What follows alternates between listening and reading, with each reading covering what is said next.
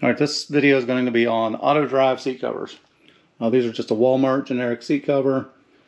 I picked these just because they looked a little better, felt a little bit better than some of the other ones.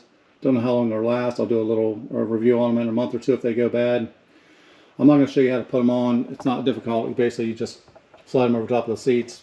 There's a couple straps that go underneath them to fit them in place. But I will show you how to remove the headrest. Alright, so after you get it raised up, you press in the left button and the right button at the same time and pull up. So as you're pulling up, the headrest will pop straight up and off. Now if your seat has a wire in here, there's enough wire usually to disconnect the wiring, so it depends on whether you've got a sensor in your headrest or not. This vehicle does not. Some of them have a little wire coming up. You disconnect the wire, just make sure you don't drop it down in your seat. So once I get the other side off, I'm going to put the seat covers on. I'll come back, show you how they fit. If I run anything weird, besides just the normal straps underneath the bottom and under the back, I'll put it on the video. If not, I'll just go straight to the completed and show you what it looks like. And then I'll show you what it looks like in a couple of weeks after they're sat on and worked in a little bit. So one thing I did do that I haven't done usually in the past, but I want this one to fit a little bit better than normal.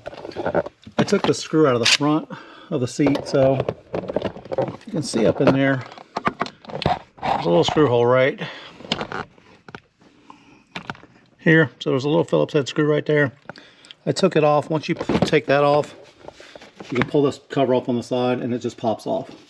So you got push tabs right here. You just got to remember when you pull your seat cover down, the push pins still have to go back through the seat, so you may have to make a little hole in the seat cover. So it looks a little bit better after I took the side cover off there and put it back on. So again, one screw here, pop tabs here. I took my drill and I just poked holes in the cloth where the push pins went back in so I didn't bend them. And once this gets sat in a little bit, the wrinkles will come out and it'll stretch out pretty good. So I've got a little better angle at this side. So here's the front screw I took out. And there's a tab here, and there's a tab further back. I'm not going to pull the tab all the way in the back out. But when I put this down in here, what I'm going to do, once I slide my side or my support under here, I'm going to drop it through under the seat. When I pull this down over, I'm going to kind of measure it out, and I'm going to cut a hole in this fabric. That's going to pretty much line up with that pin and the bottom pin. That way when I push them back through again, I'm not trying to push through the fabric and I don't break the pins off. So my side with the captain's arm, what I'm going to do is right here is where if you stick your finger down there, you'll feel where the arm is actually attached. Again, same thing. I'm going to push this down and I'm going to kind of guesstimate where to cut a hole at. And I'm going to cut a hole in this, slide it back over the arm and then around the arm. Now you can just cut this if you want and tuck it down in there, but you get a little bit more form of a fit if you can actually make a hole. It's got to be big enough. It stretches really good to get over the arm, but you don't want it so big that it flops around it. So as you can see, I cut a hole in the fabric here. It's about the size of a little bit bigger than a quarter. I'm going to put the arm back up on the chair, and I'm going to slide that right down over top of the arm. So when you get it up here, it may need to be stretched or torn a little bit, so you can take it and you can tear it just a little bit more.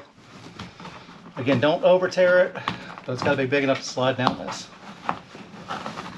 So push it down past it, and then back up around. And again, it's not going to be perfect, but it's still better than cutting it all the way to the bottom, because then you lose all your tension. So there's the finished product. Both seats are in. You don't have to use the headrest if you don't want to. Again, I do construction work for a living, so I need something on there. If not, I'll destroy the seats. I prefer this pleathery type material over the cloth just because I sweat a lot, so the cloth tends to get bad. Make sure when you put these in, the side that says airbag gets on the airbag side. This is softer, so if it's got a side impact airbag, it'll actually still come through it. Whereas the other side, as you notice, doesn't say airbag, so make sure you've got the airbag on the right side. Or the correct side, I should say. Again, a lot of the wrinkles will come out of there. Most of the wrinkles will come out. It'll take a few days. Once you sit in a few days and you ride in it, it'll sink in. It'll get more pushed in place. You may have to go back and adjust it a little bit one more time. But for the most part, for $25 seat covers, that's pretty much what you get.